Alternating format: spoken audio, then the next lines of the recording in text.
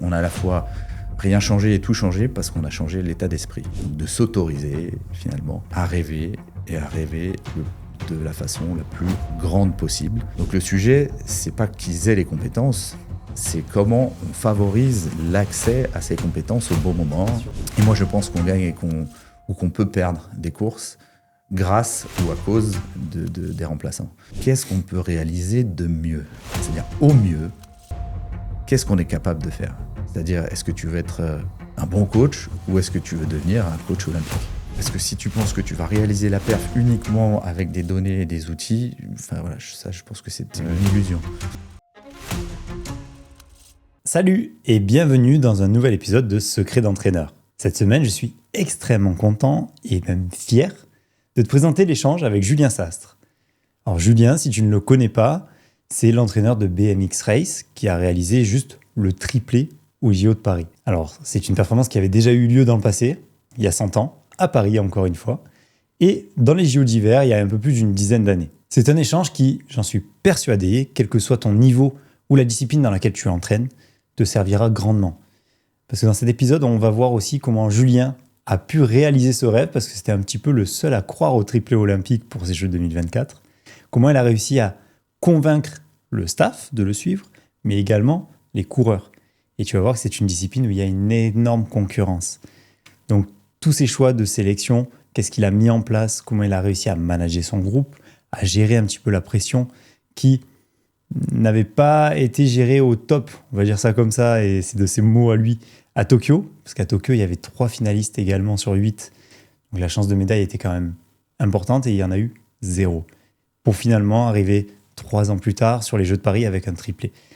Donc cet échange est très intéressant à mon sens, de par les qualités humaines de Julien, parce que c'est un mec adorable, vraiment, tu vas le ressentir en regardant l'émission, et aussi par ses compétences et ce qu'il a mis en place qui sont juste extraordinaires.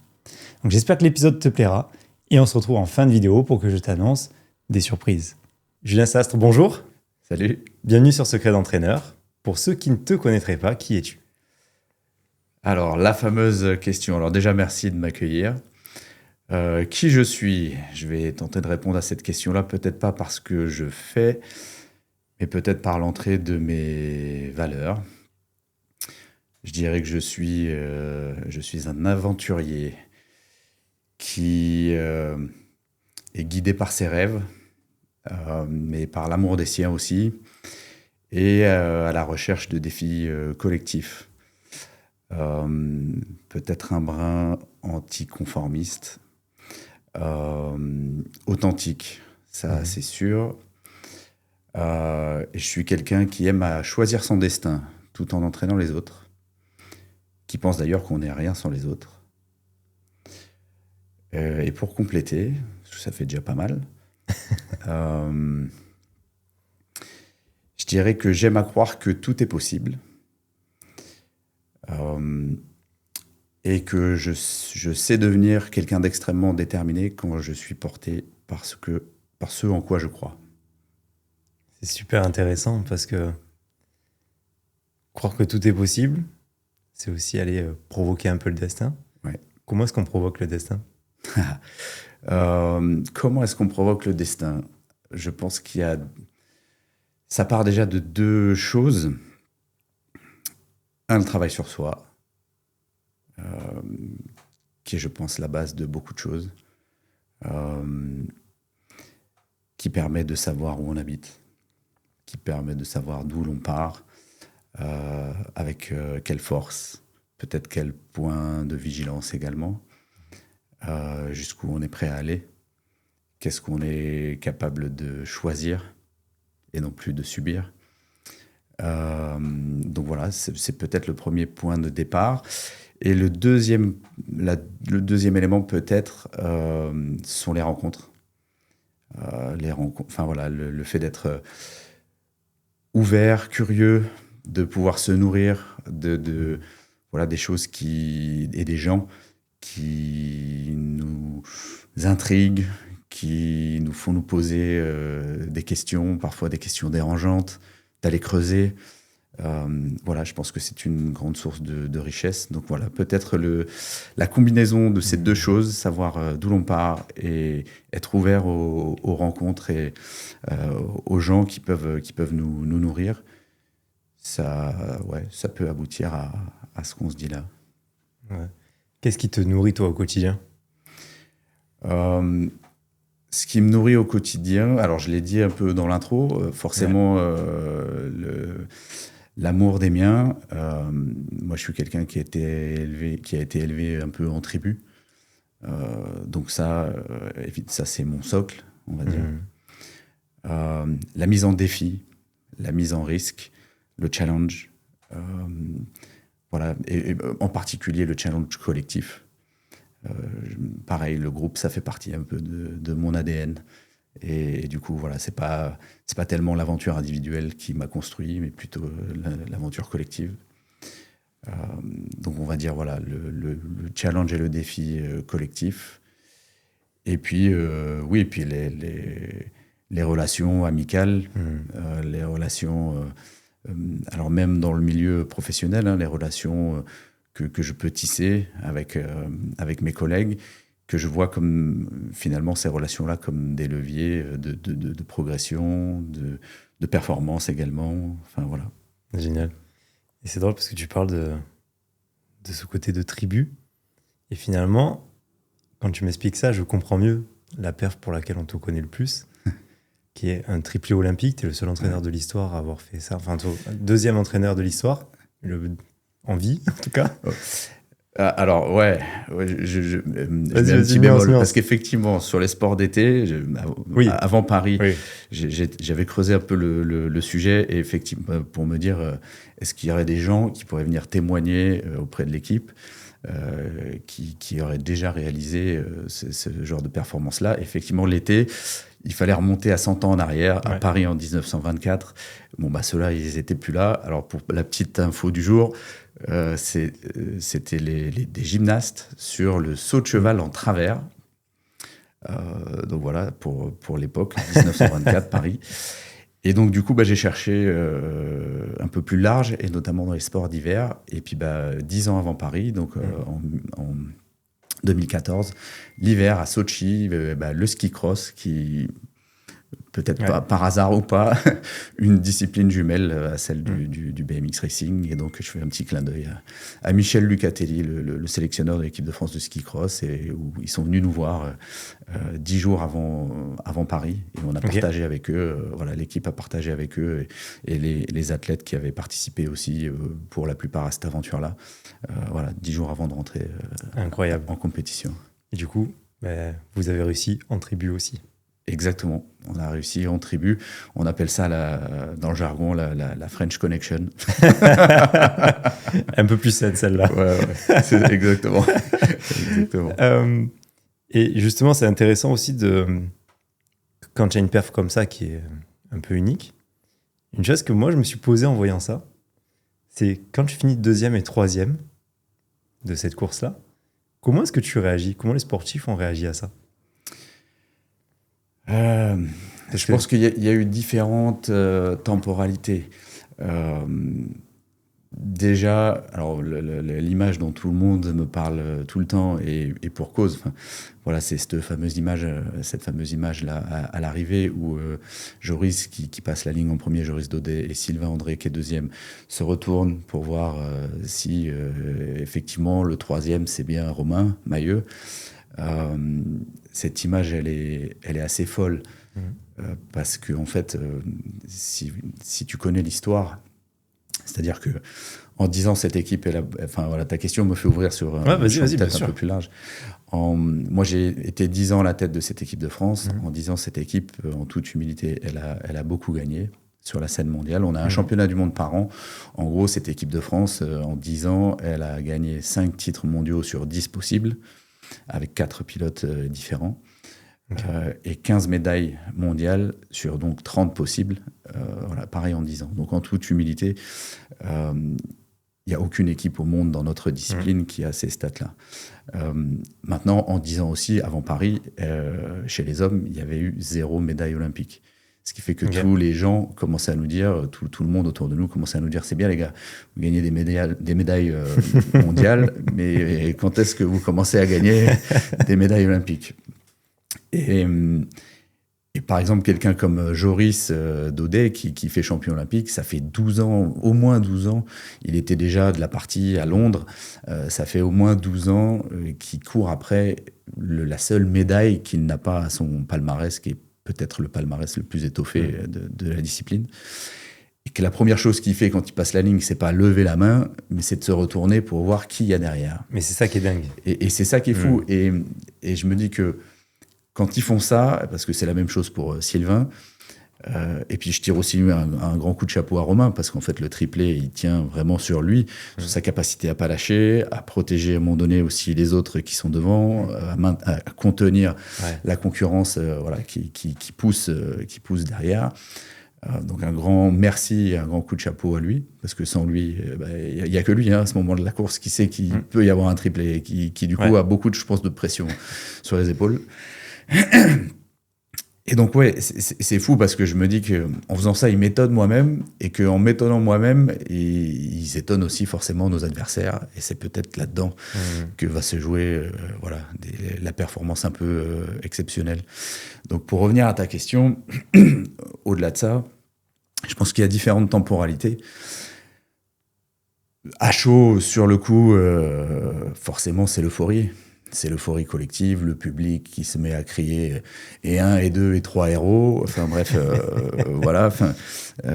tout. Il y a Claude Onesta, Emmanuel Macron, enfin bref, il y a Tony Estanguet. Enfin voilà, il se passe un truc où il y a une espèce d'euphorie collective, une Marseillaise partagée par déjà un public sur place, mais je pense beaucoup de gens dans le pays.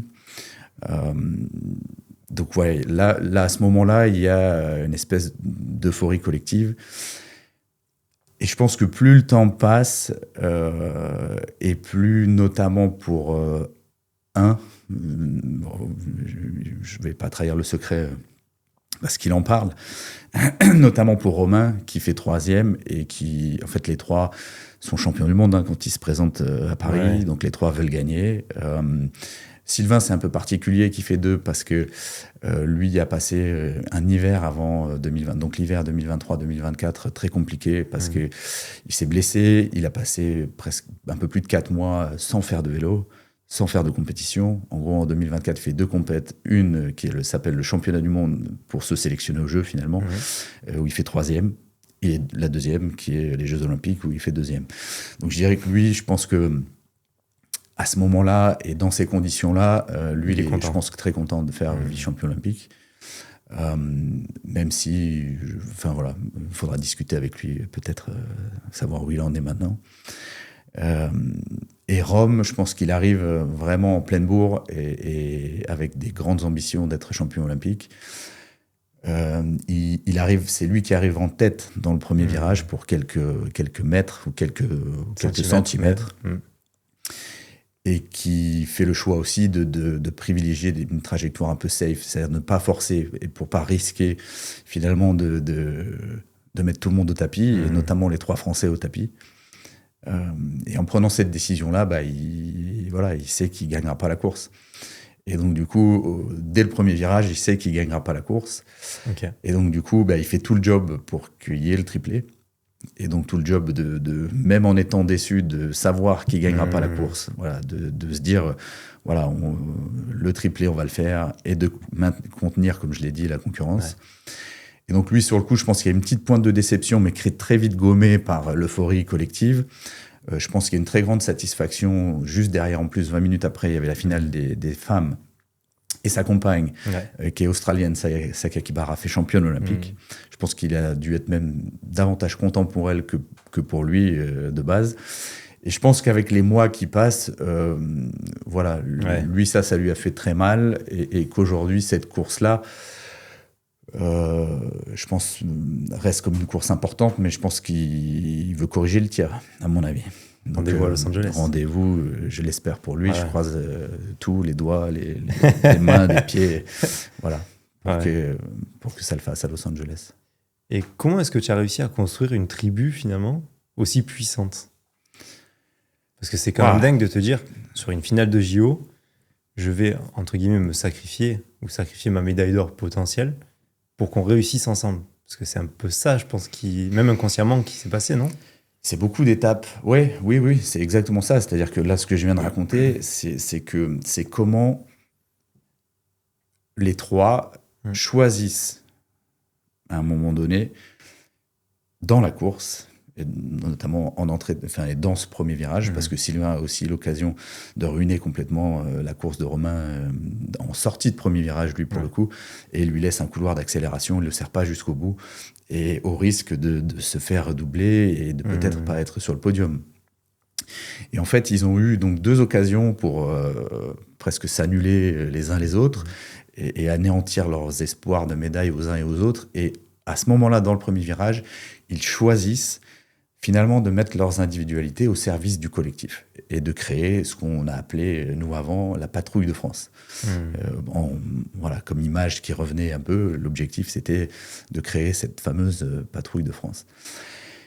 Et ça, c'est beaucoup de travail en amont, beaucoup aussi d'étapes et beaucoup aussi d'échecs. Alors de réussites sur les dernières années, mais d'échecs auparavant. Comment dire, ça part déjà, si je dois raconter l'histoire, ça part de Tokyo. À Tokyo, c'est parce que le travail qui se fait entre Rio et Tokyo est plutôt un travail de structuration, de montage finalement des différents programmes équipe de France, de comment on s'organise, de poser des règles de vie un peu partagées, un fonctionnement un peu partagé. Enfin voilà, c'est la partie beaucoup plus, on va dire, structurelle et structurante. Donc en gros, on va dire que c'est le bon travail, mais on a vu que le bon travail à Tokyo, c'était suffisant pour nous amener en finale, mais c'était peut-être pas suffisant pour nous amener sur le podium. Parce qu'en fait, l'équipe à Tokyo est exactement la même qu'à Paris. Pour la petite histoire, c'était pas voulu.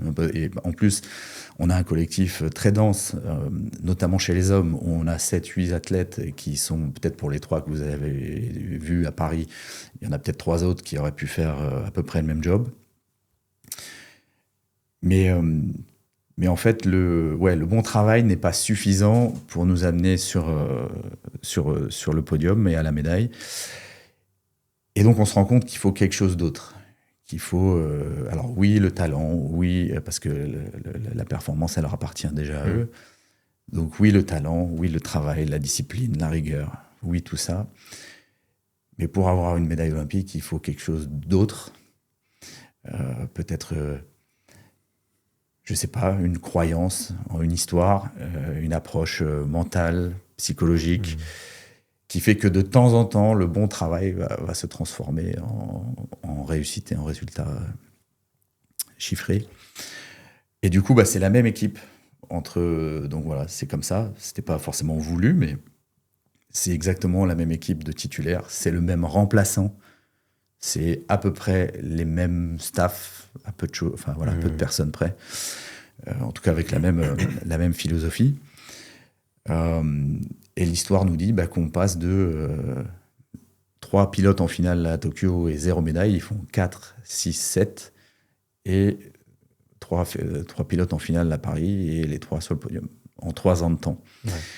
Donc, quand je dis il faut autre chose, je l'illustre comme ça. C'est-à-dire comment on fait pour passer d'un 0 pointé en termes de médailles à Tokyo à 3 médailles sur 3 à Paris. En 3 ans, les pilotes ne se sont pas transformés radicalement, c'est-à-dire que ne sont pas devenus des monstres physiques, ne sont pas devenus des extraterrestres techniques. Ils ont progressé au même rythme que habituellement, c'est-à-dire qu'ils se sont entraînés sensiblement de la même façon. Ils avaient sensiblement le même niveau qu'à Tokyo. Okay. Mais au même titre que nos adversaires ont progressé également à leur rythme. Donc, sur quel levier voilà, moi, j'ai coutume de dire, on a à la fois rien changé et tout changé parce qu'on a changé l'état d'esprit avec lequel on faisait les choses. Et notamment sur 2 leviers que moi, j'ai pu utiliser avec le staff, avec le reste de mon staff. Le passage, on va dire, de la collaboration à la coopération, c'est-à-dire du bien vivre ensemble au bien faire ensemble, Et le deuxième levier qui était celui d'assumer notre ambition la plus élevée possible. Donc de s'autoriser finalement à rêver et à rêver de la façon la plus grande possible. Et puis j'ai envie de te dire, dans cet exercice-là, le premier qui devait s'autoriser à rêver, c'était moi. Et puis comment ça pouvait peut-être par effet de contagion contaminer positivement petit à petit tout le reste de l'équipe et de l'environnement. Donc voilà, donc beaucoup d'étapes de co-construction, mais aussi de réflexion en équipe avec le staff sur comment mener ce projet-là, de réflexion personnelle sur comment l'idée cette équipe par moment. Et puis finalement, l'objectif, c'était, très clairement, c'était comment travailler sur la capacité des gens, aussi bien le staff que les sportifs, c'est-à-dire leur capacité à se sentir capables, et d'emmener cette équipe dans un endroit où elle ne se sentait pas forcément capable d'aller seule au départ. Et par contre, de faire en sorte que chacun ait le sentiment d'y aller par ses propres moyens. Parce que si j'avais dû imposer quoi que ce soit là-dedans, ça n'aurait jamais réussi. C'était le meilleur moyen pour que rien ne se passe. On est une discipline en plus avec une culture un peu rebelle, qui fait que, en fait, quand je vais montrer une ligne à pas dépasser, tout le monde va s'empresser d'aller la piétiner. donc voilà, c'était emmener l'équipe et les personnes de l'équipe à un endroit où l'équipe ne pensait pas forcément capable d'aller au départ, et faire en sorte que les gens aient le sentiment d'y aller seuls et par eux-mêmes. Mais ça, c'est très intéressant. C'est une forme de recherche de transcendance. Oui, c'est ça. Pour ceux qui ne savent pas trop ce que c'est dépasser sa volonté personnelle pour aller chercher un projet qui est plus grand que soi. Oui. Et finalement, est-ce qu'on n'est pas plus fort grâce à ça ? J'ai l'impression que tu es en train de me dire que c'est ça. Ouais, alors transcendance, c'est exactement le mot. C'est-à-dire, c'était le projet de comment, finalement, rien ni personne ne pourrait nous empêcher de devenir l'équipe qu'on voulait être à Paris. Et comment on allait passer au-dessus de tout, finalement, pour devenir ça. Et le paradoxe, c'est que la porte d'entrée n'était pas forcément évidente. Après Tokyo, moi, j'ai mis 1 an et pas mal de rencontres, notamment celle de petit clin d'œil à Pierre Dantin, petit clin d'œil à Claude Onesta au plan coach, enfin bref. Notamment, et puis à Michel Lucatelli sur le ski cross, j'en ai parlé. Ces rencontres qui m'ont aidé à trouver la bonne porte d'entrée dans un moment où moi, peut-être toute l'année 2022 a été assez difficile, où je me posais moi-même la question de savoir si je voulais continuer. Tant Tokyo a été, on va dire, une déflagration. Aujourd'hui, je parlais de plaie ouverte, on va plutôt parler de cicatrices à vie. Mais quand il y a 3 pilotes, en fait, ce que jamais aucune nation n'a fait jusque-là, 3 pilotes en finale d'une course olympique, où 35 secondes avant, au moment du départ, on se dit, waouh, là, 3 sur... en plus, c'était 7, c'était même pas 8, parce qu'il y a un Américain qui était au tapis. Statistiquement... Tu dis, bon, là, ça va y aller. Et puis, 35 secondes après, il y a 0 médaille. Et pire, en fait, ils se sont roulés sur la tronche pour l'une des premières fois, enfin, quasi la première fois. Ils se roulent dessus quasiment les uns les autres. Waouh, c'est la douche froide, quoi, en fait. Et donc, du coup, derrière ça, beaucoup de remises en question. Moi, on m'a beaucoup parlé... pendant 1 an de comment on avait été, mais un peu débile. Et moi, le premier, parce qu'on n'avait pas su mettre en place une stratégie collective. Et qu'il fallait qu'on fasse comme la route. C'est-à-dire, c'était facile, il fallait faire comme la route, parce qu'il fallait désigner un leader et des gens qui se sacrifient pour le leader. Sauf que, notre discipline, c'est pas la route, dans le sens où on n'a pas 4 heures ou 5 heures, 6 heures, ou même 1h30, peu importe. Il y a quelques d'efforts. secondes. Il y a juste quelques secondes pour prendre des décisions. Donc, si tu commences à te demander où est le pote qui doit gagner, machin, ta course, elle est terminée. La course, elle est finie. Et 2, en face de moi, j'avais que des champions du monde. Donc, comment je peux dire à un mec... Toi, t'es le leader. Toi, t'es le leader, et puis les autres, vous allez vous sacrifier pour que machin, il gagne. là, j'aurais perdu tout le monde, en fait. Et les athlètes n'en voulaient absolument pas. J'aurais posé la question quand même pour pas mourir débile, mais voilà, la réponse, elle a été très rapide. J'ai compris très vite. Et de là, en fait, on a commencé à construire le truc, et des rencontres, moi, que j'ai pu faire, est venue, en fait, cette idée de tripler, notamment de discussions avec Pierre, Dantin et Claude Onesta, de se dire qu'est-ce qui serait finalement cette espèce d'idéal collectif dans lequel chacun pourrait se réaliser individuellement. Et du coup, de passer de la collaboration à la coopération, c'est-à-dire... Je ne sais pas comment l'expliquer mieux que ça, c'est-à-dire que je ne pouvais pas...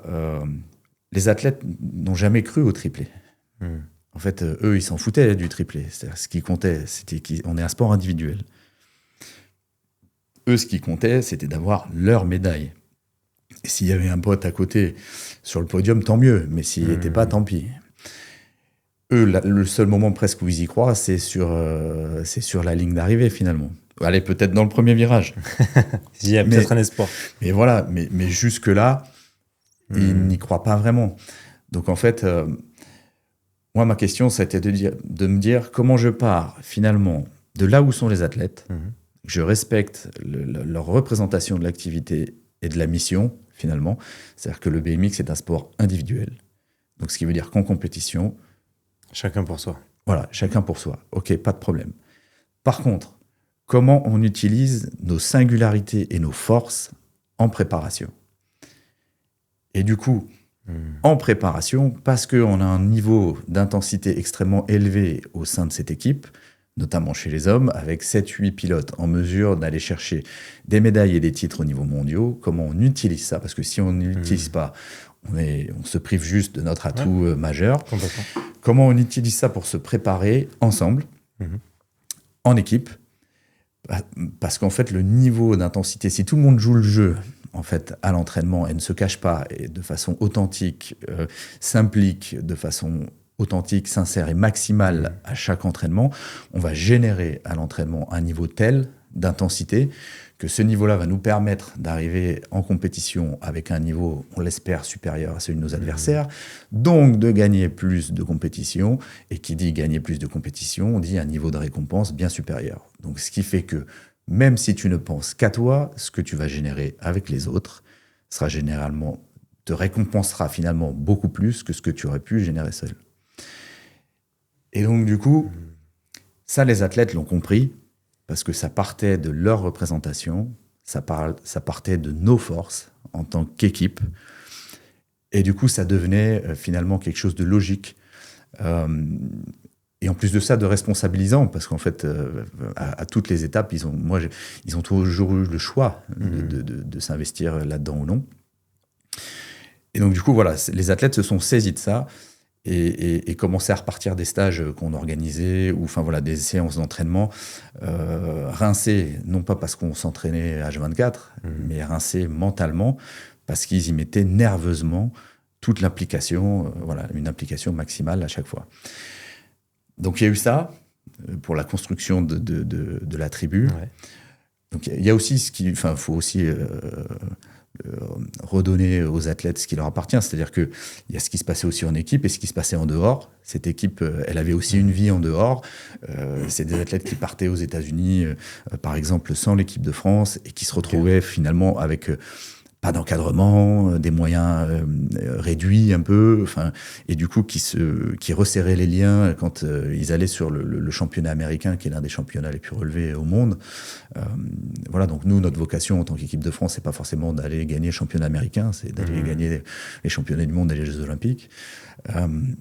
Mais du coup, voilà, dans ces conditions un peu dégradées, finalement, une équipe qui resserrait ses liens, voilà, et toujours finalement ce plaisir aussi à se retrouver. Voilà, donc on a beaucoup joué là-dessus. Et puis après, ça a été, le deuxième volet, ça a été plutôt comment influencer positivement tout l'environnement des athlètes. Parce que, alors je parle beaucoup, tu m'arrêtes. Hein, non, vas-y, c'est super intéressant. Comment influencer positivement tout l'environnement des athlètes, parce qu'en fait, quand on réalise une action, comme n'importe qui, toi, moi, un athlète, enfin voilà, une action sportive ou autre d'ailleurs, on agit à 3 niveaux.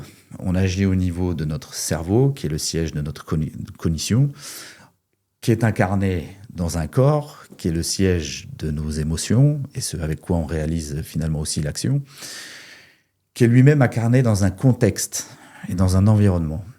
Et que si on ne s'occupe que des 2 premiers étages, on passe à côté de quelque chose qui est fondamental et qui conditionne finalement énormément l'accès à nos compétences le jour J. C'est pas le fait d'avoir les compétences, c'est parce que si les athlètes font quelque chose une fois ou plusieurs fois, ça veut dire qu'ils ont les compétences. S'ils sont à ce niveau-là, c'est qu'ils ont les compétences. Donc le sujet, c'est pas qu'ils aient les compétences, c'est comment on favorise l'accès à ces compétences au bon moment. L'expression, voilà, le jour J. Et je pense que l'environnement et le contexte jouent beaucoup là-dessus.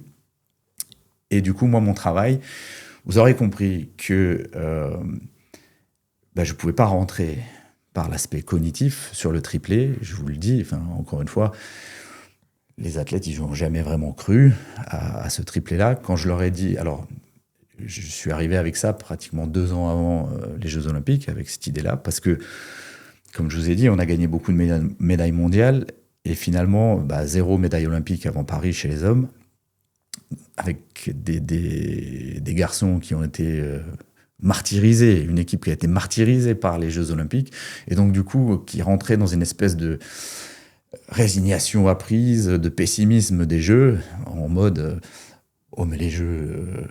c'est pas représentatif de notre discipline. Ouais, mais les Jeux, on préfère nous gagner les championnats du monde. » Tu m'étonnes, ça fait je sais pas combien de fois que vous gagnez les championnats du monde. Tu vois. Et donc, il fallait, si vous leur posez la question aujourd'hui, je pense que la réponse, pareil, va pas mettre beaucoup de temps à arriver sur ce qu'ils préfèrent entre les championnats du monde et les Jeux. Mais en tout cas, il fallait sortir de cette espèce de résignation apprise. Et donc, du coup, voilà, c'est l'idée de cette mission presque impossible et un peu folle de faire un triplé. Voilà. Et moi, je suis venu avec ça pratiquement 2 ans avant, avec cette idée-là en tête. Et les réactions ont été diverses et variées. Si je dois parler que de la réaction des 3, la Coco qui était à Paris, parce que j'en avais 8 on va aborder ça moi. Après, j'ai la question déjà en tête. Donc, si tu veux, on y reviendra. Mais voilà, les réactions...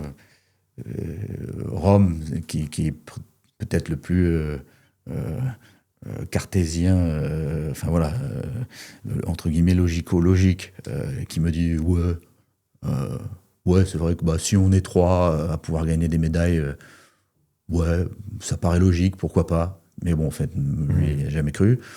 Le deuxième, Sylvain, qui est du Sud, qui lui est monsieur un peu statistique, probabilité.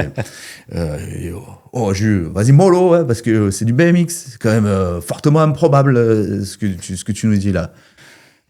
J'ai dit, oui, improbable, mais pas impossible. Et ça nous a guidés aussi. Enfin, moi, en tout cas, ça m'a guidé. Je pense que ça a guidé le staff et une partie de l'équipe sur les 2 ans qui nous ont menés vers les Jeux. Et puis Joris, lui, la réaction, ça ressemble plutôt à un truc comme en levant les yeux au ciel et en soufflant, l'air de dire lui et l'autre, il est devenu complètement barjot.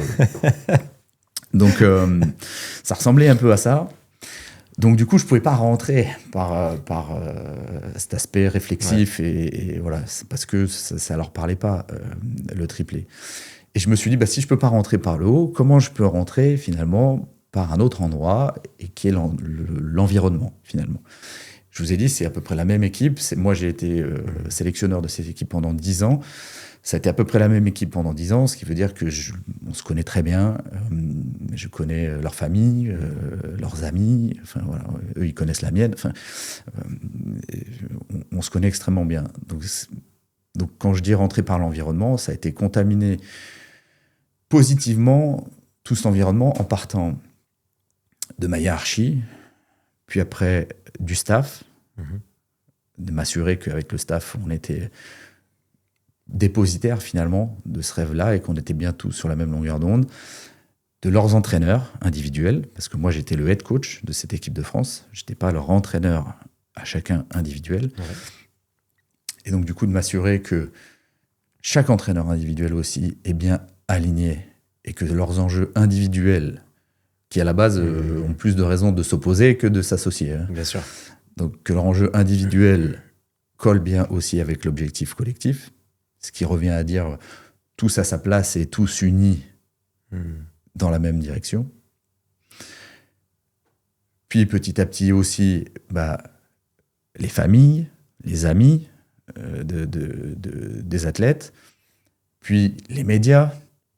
Alors les médias spécialisés dans un premier temps, et puis comme sur le chemin, on avait établi des étapes dans l'année, on va dire, l'année avant les Jeux, c'est-à-dire l'année qui démarrait à l'été 2023 jusqu'à l'été 2024. On avait notamment 2 étapes, une sur un championnat du monde, l'autre sur une Coupe du Monde en France. Voilà, et puis moi je commence à leur parler de triplé 4 mois avant le championnat du monde 2023 à Glasgow, qui était au mois d'août 2023. Je commence à leur parler de triplé vraiment 1 an et demi, on va dire, avant les Jeux, 2 ans avec le staff, mais aux athlètes 1 an et demi avant les Jeux. Et comme par hasard, 4 mois plus tard à Glasgow, triplé. Premier triplé. Sur la première étape qu'on avait identifiée. Et 2 mois plus tard, à l'automne 2023, sur la Coupe du Monde en France à Sarrian, donc vers Avignon, 2e triplé. Donc du coup, d'un coup, les médias, les médias spécialisés s'emparent de ça. Puis plus on se rapproche des Jeux, plus les médias grand public, donc qui dit les médias grand public, dit un peu le grand public aussi finalement. Et ce qui fait que, à 6 mois des Jeux, finalement, moi, j'ai même plus rien à dire. C'est-à-dire que j'ai tout un environnement autour d'eux qui ne fait que leur parler de triplé. Non pas pour leur mettre la pression, mais comme pour leur rappeler c'est possible. Que c'est possible, qu'ils en sont capables. Et là où j'avais des gars, après Tokyo, si tu les avais interrogés le lendemain de Tokyo sur est-ce qu'ils allaient gagner à Paris, je pense que tu aurais je refais même pas les Jeux. Très vite reçu, parce que le sujet, c'était plutôt de se dire comment ils allaient retourner à l'entraînement le lendemain, et pas comment ils allaient gagner une finale olympique. Donc des gars qui osent à peine dire qu'ils vont aller chercher une médaille à Paris après Tokyo, à des gars qui, quand on leur pose la question du triplé, là où ils bottaient en touche jusque-là en disant « Ouais, non, mais allez voir lui là-bas, là, c'est lui le triplé, là, c'est le sélectionneur là-bas. » Et là, commence à dire « oui, c'est possible. Oui, on l'a déjà fait, donc on en est capable. Oui, moi, j'y vais pour, entre guillemets, ma pomme et ramener le titre olympique, mais oui aussi, c'est pas ou l'un ou l'autre. Ouais, c'est à la fois j'y vais pour moi et on est aussi capable de faire cette performance-là. Et donc, à 6 mois des Jeux, il y a cet environnement-là. Moi, j'ai été surpris parce que aujourd'hui, le monde de l'entreprise me sollicite un peu depuis Paris, régulièrement, on va dire, pour aborder ces notions d'individu, de collectif. Et je suis arrivé un jour dans une boîte où j'ai vu une vidéo. Ils m'ont montré une vidéo de gens qui étaient allés de l'entreprise, qui étaient allés en bus voir la finale de BMX, parce que l'entreprise avait ciblé des compètes dans les Jeux et avait offert des places à ses salariés, etc. Et dans le bus, les gens, il y a une vidéo qui tourne, et dans le bus, les gens chantaient « Le triplé, scandaient le triplé, le triplé, le triplé ». Des gens que je n'ai jamais vus de ma vie. Incroyable. Et donc, du coup, c'est pour vous dire, pour te dire, la porte d'entrée, ça a été l'environnement et comment l'environnement, finalement, influence finalement leur perception, leur capacité à se sentir capable et aussi leur capacité à choisir. Parce que si tu as bien compris, à l'entraînement, on a mis le collectif au service des individus. Je n'ai rien imposé en termes de stratégie collective. Par contre, j'ai influencé tout leur environnement.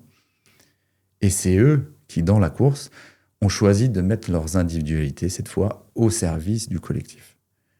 Et là, la vapeur s'est renversée. Ouais. Mais il n'y a que eux qui pouvaient choisir ça. Et encore une fois, si moi, j'avais dû l'imposer, je pense que ça ne serait jamais arrivé. Ouais, c'est un peu comme dans le film Inception. Tu as semé la graine dans leur pensée, qui a germé via l'environnement, etc., et qui finalement a donné cette performance. Et c'est eux qui ont choisi. Ah ouais. Et j'accorde énormément d'importance à ça. C'est comment laisser la capacité à chacun de choisir son destin, de choisir son histoire. Voilà. il y avait une probabilité pour qu'ils choisissent autre chose et qu'on finisse tous par terre et que le projet échoue. Et là, on serait passé pour des bons blaireaux, je pense, aux yeux de toute la France. Mais si tu veux, voilà, c'est comment, en travaillant sur l'environnement et la capacité qu'ils ont à prendre les bonnes décisions, enfin, et la confiance en moi que j'avais en leur capacité à prendre la bonne décision au bon moment, au final, qui prennent cette décision-là et qui fait qu'il y a un triplé au bout de l'aventure. C'est super intéressant en tout cas. Et moi, je voulais te poser 2 questions. La première, c'est, tu m'as dit que vous êtes parti avec le même groupe, et le même remplaçant. Ouais. Comment, en termes de management, tu fais déjà pour passer, parce que tu l'as dit, il y a beaucoup de concurrence. Déjà, quand tu sélectionnes ces mecs-là, alors, je pense que c'est un peu plus facile de sélectionner des mecs quand ils ont été champions du monde. Ça donne quelques arguments. Mais comment est-ce que tu fais après Tokyo pour relancer le remplaçant? Et surtout, la vraie question, comment tu fais pour le relancer après Paris? Après Tokyo, j'ai envie de te dire, Tokyo, pour Arthur Pilar, qui est remplaçant à Tokyo, il arrive à Tokyo on va dire que je dis pas ça d'une façon péjorative, mais quand tu as 3 titulaires qui sont 3 champions du monde, le seul titre, entre guillemets, qu'il a glané avant Tokyo, c'est le titre de champion d'Europe. Qui, chez nous, est pas forcément... Enfin, je veux dire que cette équipe-là... Le titre européen, il y a un niveau en Europe qui est très élevé. Mais si tu veux, dans cette équipe, ce titre-là n'a pas énormément entre guillemets, d'importance, même si ça peut représenter une étape intéressante. Donc lui, après Tokyo, je pense que le Tokyo, c'est sa première expérience olympique. Il y va, ça lui permet d'y aller sans pression, d'être finalement dans un rôle qui est au service de l'équipe, qu'il accepte sans problème et qui mène brillamment. Et du coup, de prendre toutes les informations, etc. Et finalement, d'être relancé presque...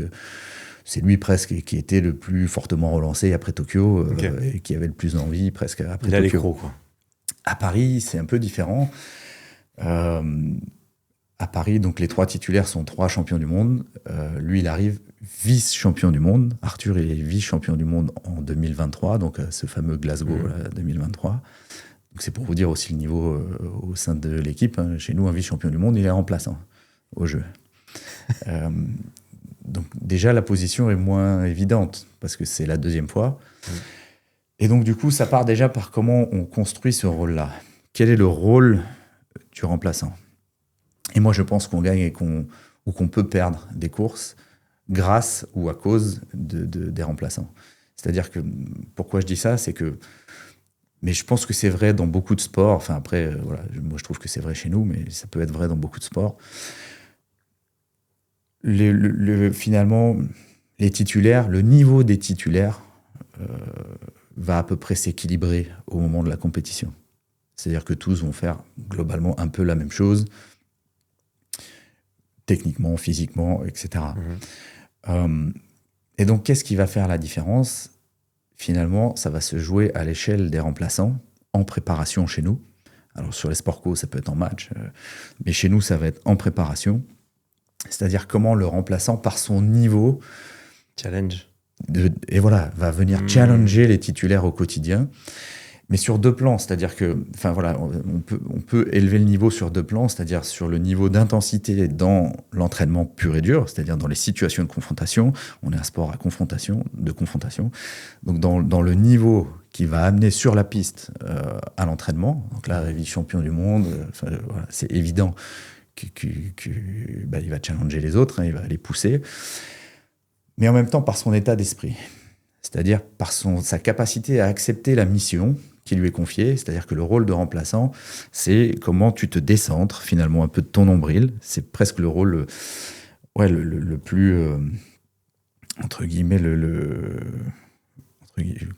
plus bâtard quelque part, parce que tu dois à la fois te préparer et être prêt au cas où il y a vraiment un problème d'un titulaire et que le titulaire ne peut plus assurer la perf et toi à rentrer, et en même temps ne pas vouloir pousser le titulaire dans les escaliers. C'est en même temps être le plus grand collaborateur finalement des titulaires et venir au service de la performance des titulaires qui vont réaliser la performance de l'équipe de France in fine. Et donc du coup, c'est comment être très, très clair sur la mission d'entrée de jeu.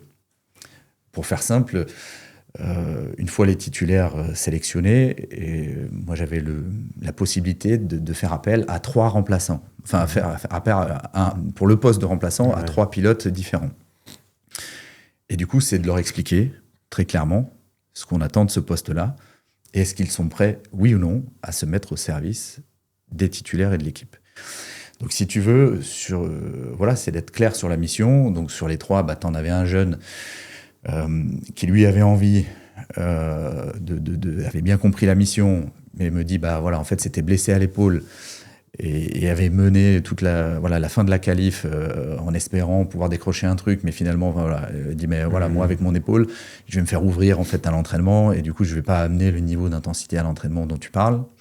Donc c'est peut-être pas moi la bonne personne. Un deuxième qui faisait partie des piliers de l'équipe et qui se voyait titulaire et qui me disait, ouais, mais moi, en fait, pas de problème, je serais prêt à rentrer. Je suis, en gros, il peut se passer n'importe quoi, je suis prêt. Non, parce qu'en fait, la mission que je t'ai dit, c'est qu'en gros, tu ne rentreras pas. À part s'il y a un titulaire vraiment qui se brise, tu ne rentreras pas. Et puis le troisième, Arthur, qui lui avait déjà réalisé la mission à Tokyo et qui d'entrée de jeu s'est mis en mode presque remplaçant le soir même du championnat du monde qui était en mai 2024 et qui était la dernière course sélective pour les Jeux. Et lui qui me dit ce rôle-là, je le connais bien, je l'ai déjà réalisé, je serai là pour l'équipe, je sais comment il faut faire. Et qui s'est mis à disposition complète des titulaires. C'est-à-dire, quand je dis à disposition, avec un autre partenaire d'entraînement qui était un jeune, Matteo Colsonnet, que j'ai sollicité pour qu'il vienne jouer ce rôle-là aussi dans la prépa. Ils se sont mis à disposition des titulaires, c'est-à-dire que les titulaires les appelaient en début de semaine pour leur dire on a besoin de vous à tel endroit, à tel endroit, à tel endroit, à tel endroit. Les mecs lâchaient toute leur programmation pour revenir s'entraîner avec les titulaires. Et donc, c'est ce qui fait que l'équipe passe ce cap-là aussi de niveau et d'engagement par la force du collectif, finalement la force de nos remplaçants et de nos partenaires d'entraînement. Et comment alors par contre, après Paris, pour Arthur, ça a été une autre musique. Pareil, il en a déjà parlé ouvertement, donc je me sens assez libre d'en parler également. Mais Arthur, le soir de Paris, il est à la fois ultra content pour l'équipe. Il y a une moitié de lui qui est ravi pour l'équipe et une moitié de lui qui est au fond du trou parce qu'il se dit que ces mecs-là, il est bas à l'entraînement, que ces mecs-là, ça aurait pu être lui, il se dit tout ça. Et du coup, derrière, c'est beaucoup de travail, je pense, sur la dimension psychologique, notamment avec petit clin d'œil à Francisca Dosé, sur comment aussi il capitalise sur ce qu'il a appris de la prep des Jeux, de la phase de sélection, de la prep des Jeux. Et pour la petite histoire, 1 an après les Jeux, Arthur fait champion du monde en 2025 et à l'été 2025. Et ce qui va dire, en tout cas moi, ce que j'ai entendu et envie de retenir de ce qu'il a dit, c'est que la différence entre 2024 et 2025, c'est que grâce à la prépa des Jeux, ce qu'on avait fait en prépa, il n'avait plus, et ce qu'il avait travaillé avec Francisca, il n'avait plus peur de gagner.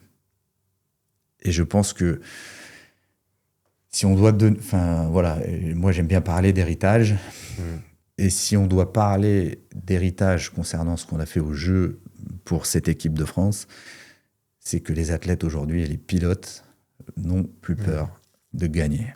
Si tant est qu'ils aient eu peur à un moment donné, certains, mais en tout cas, ils n'ont plus peur de gagner les Jeux, ils n'ont plus peur de rêver grand. Et tu vois, sur ce championnat du monde 2025, chez les hommes notamment, il y a eu des podiums chez les femmes, mais chez les hommes notamment, dans les 3 catégories qu'on a en BMX, c'est-à-dire les élites, les moins de 23 ans et les juniors. Chez les élites, Arthur gagne et Eddy Clerté fait 3e. Donc c'est un jeune, pareil, qui n'a pas été à Paris, qui a regardé les Jeux de la télé. Ils font 1 et 3. Chez les moins de 23 ans, il y a un champion du monde Alexis Pigzanowski, et chez les juniors, il y a un doublé. Evan Oliveira et Clément Rocharieux. Donc, du coup, il y a un autre triplé, mais dans 3 catégories différentes, jusqu'aux catégories de la relève. Et je pense que moi, voilà, l'héritage de ce qu'on voulait marquer, comment on voulait marquer notre sport, et qu'est-ce qu'on voulait laisser en héritage, je pense que la puissance de ce qui s'est passé à Paris, chez nous, en tout cas, dans notre discipline, c'est ça.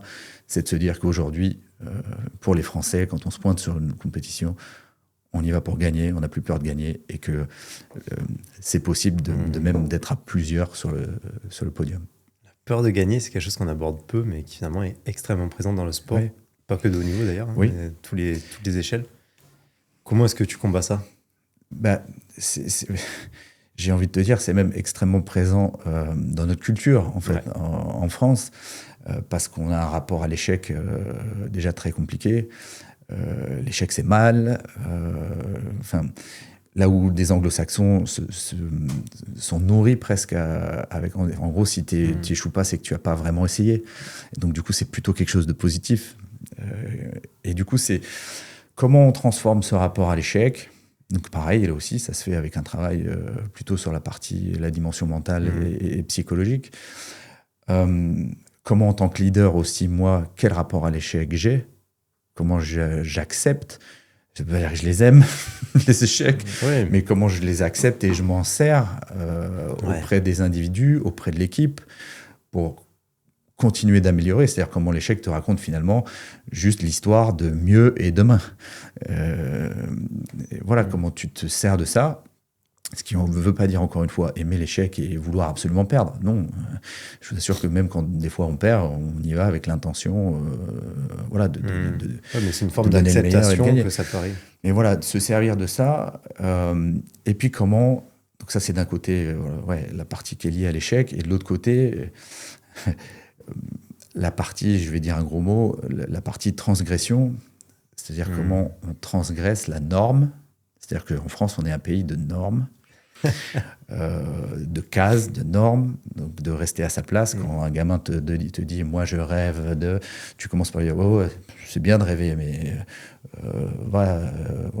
commence par travailler à l'école ou je ne sais où, et puis on verra après le rêve. » Alors que c'est plutôt de se dire « tu rêves, c'est super, et par quoi tu commences ?» Par quoi tu commences ? Et la première étape vers son rêve est généralement très, très complexe à mettre en place. Fixer tes objectifs et le chemin que tu vas... Voilà, par quoi tu commences ? Et du coup, c'est s'autoriser, finalement, transgresser la norme, c'est s'autoriser à rêver et aller dans le monde, finalement, de l'écart-type, c'est-à-dire, qu'est-ce qu'on peut réaliser de mieux ? C'est-à-dire, au mieux, qu'est-ce qu'on est capable de faire ? Alors, sans être bercé d'illusions... Et de rêves, complètement délirants et illusoires. Parce que, rêver l'ambition, avoir l'ambition, rêver de... très bien, mais il ne faut pas non plus tomber dans les chimères. Et donc, du coup, c'est de trouver le juste milieu de ce qu'on est capable de faire au mieux. Voilà. Mais pas, en gros, moi, si j'avais dû dire on va aux Jeux de Paris pour ramener une médaille, je ne me serais pas trop mouillé. Voilà. Mais comment prendre le risque avec eux, c'était de dire voilà, qu'est-ce que pour moi, de quoi je suis convaincu, qu'est-ce que cette équipe pour moi est capable de réaliser de mieux, de plus fou. Et oui, puisque les 3 étaient capables de ramener des titres mondiaux, c'était de prendre 3 médailles. Ouais. Et donc, du coup, d'assumer le fait, d'assumer l'ambition et le fait de rêver ce qu'on était capable de faire au mieux. Si j'avais eu que des gars qui sortaient jamais des quarts de finale, jamais j'aurais parlé de triplé. Oui, bien sûr. Jamais. Donc du coup, voilà. Et pour moi, si tu veux, la réussite, elle existe déjà dans la réflexion au départ. C'est-à-dire que comment, au départ, tu fais vivre la réussite déjà par la pensée. Parce que pour moi, cette réflexion-là, c'est la première pierre vers la concrétisation. C'est-à-dire comment tu t'autorises à penser cette réussite-là quand elle n'existe pas encore et qu'elle est encore très difficile à verbaliser. Parce que toi-même, tu ne sais pas trop si tu peux vraiment y croire ou pas. Et donc, du coup, voilà, comment tu t'autorises à la verbaliser, à la penser, à la porter, à l'incarner, finalement, parce que ça, c'est pour moi la première étape vers la concrétisation. Je suis complètement d'accord. Après, ce qui est difficile aussi, c'est que quand tu veux réaliser tes rêves, c'est aussi une forme de vulnérabilité parce que tu te dis, à tout moment, j'y arrive pas. Et si je n'y arrive pas, qu'est-ce qui se passe? Tu te mets en risque. Voilà. Tu te mets en risque. En fait, en fait, moi, ça a été tout le sujet de ma réflexion, notamment avec Pierre Dantin. Donc, Pierre, lui, parle beaucoup de prophétie autoréalisatrice.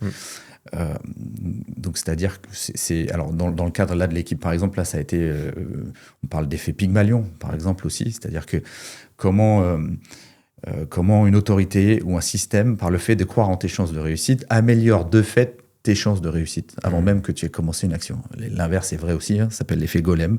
C'est-à-dire que comment un système qui ne croit pas en tes chances de réussite entache, voilà, c'est ça, d'entrée de jeu, tes chances de réussite. Mais du coup, ouais, les discussions avec Pierre, elles étaient basées vraiment là-dessus. C'est-à-dire, c'est encore une fois, comment moi, le premier, je m'autorise à sortir de ce carcan-là de la norme et à prendre ce risque-là. C'est toi le porteur de rêve, finalement. Et, oui, parce que, encore une fois, eux, ce qui comptait, c'était leur médaille. Et donc, du coup, comment moi, je les vois, comment je les perçois, et qu'est-ce que je crois intimement qu'ils sont capables de faire. Encore une fois, c'est pas vendre du rêve, c'est qu'est-ce que je suis persuadé qu'ils sont capables de faire. Si j'en avais pas été persuadé, jamais j'aurais osé le porter. Et du coup,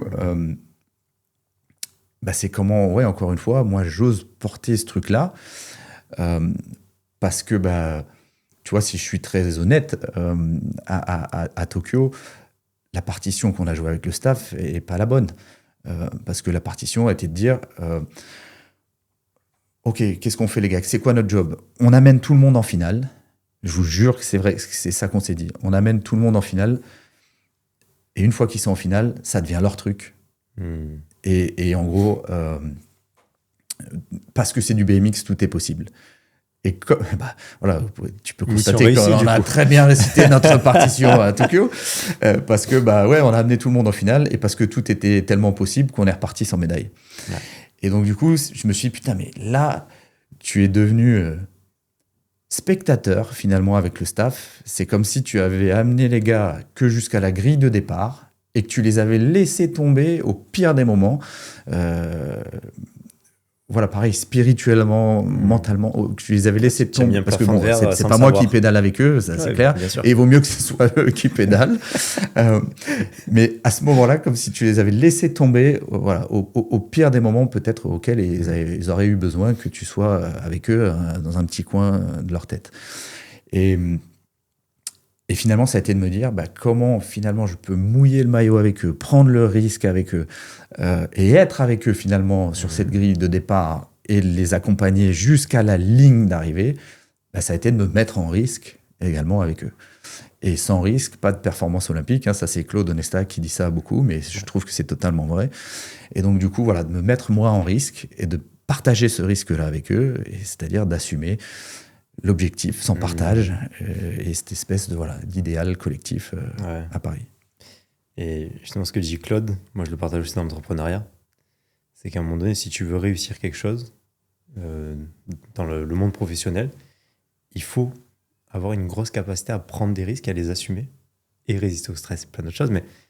Et ça, je trouve ça très intéressant. Une notion que j'avais entendue dans un podcast ou une émission, je ne me souviens plus qui c'était la notion de pas de plan B. Et moi, on me disait, l'entrepreneuriat, mais je pense que ça se rapporte complètement au sport de très haut niveau, c'est sauter dans le vide, construire son avion pendant le saut, et soit tu te débrouilles pour construire l'avion correctement, soit tu t'écrases. Mais par contre, si tu as l'avion, tu décolles très loin. Et je trouve que c'est un peu ce qui résume ta pensée. En fait, c'est exactement ça, c'est-à-dire c'est avoir déjà une vision et un cap, et comment cette vision-là, on la transforme en projet. Mais comment on la transforme en projet? Alors, en s'appuyant sur nos socles, entre guillemets, encore une fois, de ce qu'on avait construit, par exemple, avant Tokyo, de structuration, de travail, de discipline et de rigueur, oui. Mais comment finalement, en s'appuyant là-dessus, on construit l'avion, effectivement, et on construit le projet chemin faisant, et on s'adapte à tout ce qui nous arrive. C'est-à-dire que la seule question qu'on se pose, qu'on gagne ou qu'on perde, ou qu'il arrive un drame, ou au contraire un truc surgalvanisant, la seule question, c'est qu'est-ce qu'on fait avec ça ? Comment ça, on le transforme ? Qu'est-ce qu'on en fait ? Comment on s'en sert pour nourrir l'objectif ? C'est génial. Je coupe ton épisode pendant 30 secondes. Laisse-moi te parler d'un projet qui me tient à cœur parce qu'on lance avec 3 amis à moi une société pour créer des sites internet, mais à des prix défiant toute concurrence avec un service qui est extrêmement qualitatif. Si jamais ça t'intéresse, je te laisse un lien dans la description de cet épisode-là et n'hésite pas à nous demander des informations. On peut te réaliser des maquettes totalement gratuitement et très rapidement, mais par contre, il nous faudra un peu plus de temps pour le développer. Donc si jamais ton club, ton association ou toi avec ton entreprise, tu souhaites développer un site internet et avoir un peu plus d'impact, n'hésite pas à venir sur le lien en description. Tout à l'heure, tu disais qu'il y avait un énorme niveau de concurrence en France sur le BMX Race. Qu'est-ce qui fait ce haut niveau de concurrence ? Est-ce que c'est parce que les clubs sont très performants, les pôles en dessous ? Comment ça se fait qu'il y ait tant de gens aussi forts ? Je pense que là aussi, on peut parler d'héritage et de toute la construction qui a eu lieu. Alors, BMX est arrivé en France dans les années 80. Et de toute la construction du système, finalement, et de ses acteurs depuis les années 80. Donc, aussi bien ce qui se passe au niveau des clubs. On a des clubs qui sont structurés, avec de l'encadrement, ça paraît bête, mais avec de l'encadrement diplômé. Et donc, du coup, ça permet une qualité aussi d'encadrement qui est quand même pas négligeable. Je vous donne l'exemple aux États-Unis. Eux, ils sont en train de s'effondrer. Alors, on verra bien à Los Angeles, mais en tout cas, jusqu'ici, ils ont été la nation forte, finalement, jusque voilà, les premières Olympiades. Et là, ils sont en train de s'effondrer. Mais dans leur club, eux, le club, l'activité de club, ça consiste à ouvrir la grille du club et donner des départs. Voilà, et les mecs tournent sur la piste sans retour, sans correction, sans rien. Et nous, c'est pas du tout cette approche-là en France. Donc on a un encadrement diplômé qui entraîne donc dans les structures club dès le départ, dès les plus jeunes âges de pratique. Tous un système de compétition qui est très étoffé et qui a été réfléchi depuis l'échelon départemental, en passant par le régional, l'interrégional, le national, et puis après l'international, voilà, qui est avec voilà, une espèce de progression à la française, un peu pyramidale, voilà, jusqu'à l'échelon le plus haut. Quelque part aussi la formation de nos cadres, et puis des structures, là quand je parle du plus haut niveau, d'accompagnement des entraîneurs et des cadres, comme l'a été, encore une fois, le plan coach, monté à la base par Claude, et puis avec voilà, tous les intervenants qu'on a pu avoir, qui ont été finalement nos grands frères, un peu nos aînés, qui sont venus pour nous écouter, analyser avec nous, mais aussi des fois écouter nos faiblesses, nos failles, nos doutes, nos excuses par moment, et par moment nous rassurer, mais par moment aussi nous secouer, pour dire là c'est ta responsabilité. Comment toi tu fais pour que l'équipe y arrive ? Parce que si tu penses qu'ils sont capables d'y arriver, c'est ta responsabilité qu'ils y arrivent. Donc du coup, voilà, et donc c'est cet accompagnement-là après au plus haut niveau qui fait passer le cap, moi en tout cas qui m'a fait passer le cap. J'aime bien cette image-là parce que c'est la question que Pierre m'a posée au départ, c'est en fait quel coach tu veux être ? C'est-à-dire, est-ce que tu veux être un bon coach ou est-ce que tu veux devenir un coach olympique ? Tu vois, et il y a une vraie différence entre les deux, et maintenant je la vois. Ça me fait rire parce que, tu vois, cette question-là, j'avais créé un mentorat qu'on va reprendre là cet été. Première session du mentorat, donc tout le monde s'attend à du contenu technico-tactique ou sur le management, etc. Premier cours que je leur fais, sur un peu plus d'une heure, c'est qui es-tu ? Et là, ils ont dû se dire, mais ce mec est complètement taré, qu'est-ce que je fous là ? J'ai payé pour venir ici, enfin, tu vois. Et ce cours-là, je leur ai dit, si vous par rapport à toutes les questions, les positionnements qu'il y a dedans et tout, ça devrait vous suivre toute votre carrière. Le mentorat dure 6 mois. À la dernière séance individuelle du mentorat avec plusieurs personnes, me reparle de ce cours-là en me disant « putain, mais en fait, il y a plein de choses que j'ai pas encore validées de ce cours-là. Ouais. Comment je vais faire après, quoi? Et je dis, mais ça, c'est le travail de ta vie. Tu vois, ça sera changeant. Ça va fluctuer. Et je ne sais pas si on arrive vraiment à répondre totalement à cette question sûr. un jour, mais effectivement, c'est une réflexion de tous les jours. Au mieux, tu répondras à cette question dans le présent Oui, voilà, actuel. c'est ça. Mais peut-être que dans une semaine, 2 jours ou 2 ans, Oui, et puis, ça va rire. Puis le travail sur toi te permet d'identifier peut-être encore une fois des socles et des bases voilà, de fonctionnement, mais qui évoluent, qui se transforment.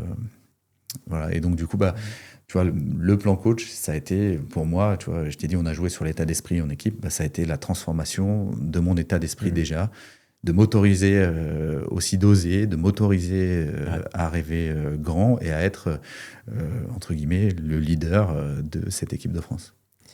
Le leader assumé de cette équipe de France. Donc maintenant, tu es plus sur les équipes de France, tu bosses à l'ANS. Ouais. Quelle est ta mission à l'ANS? C'est de transmettre cette expérience-là? Ouais, en fait, moi j'avais annoncé 2 choses avant Paris, pratiquement 2 ans avant Paris, c'est qu'on ferait un triplé à Paris et que j'arrêterais mes missions après Paris. Donc on a fait les 2 missions accomplies. Voilà, l'histoire aurait pu peut-être se finir autrement, mais c'est comme ça. J'ai eu la chance qu'elle se finisse comme ça.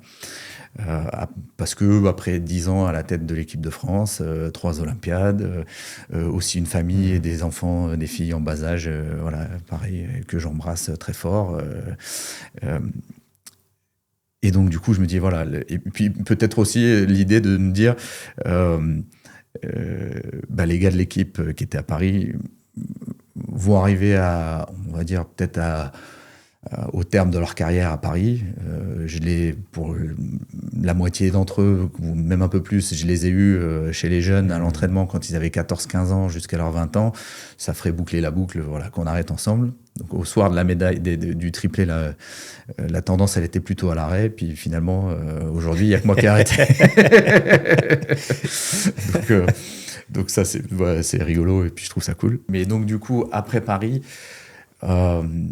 moi, c'était presque... Enfin, oui, c'était pas presque. C'était l'option numéro 1, enfin, le choix numéro 1, parce que ça me permettait finalement de rendre ce que moi, on m'avait donné et ce qu'on m'avait transmis, et notamment cette fameuse question d'état d'esprit, mais en tout cas de devenir humblement, avec moi, l'expérience de ces 10 ans-là à la tête de l'équipe, les échecs et les réussites...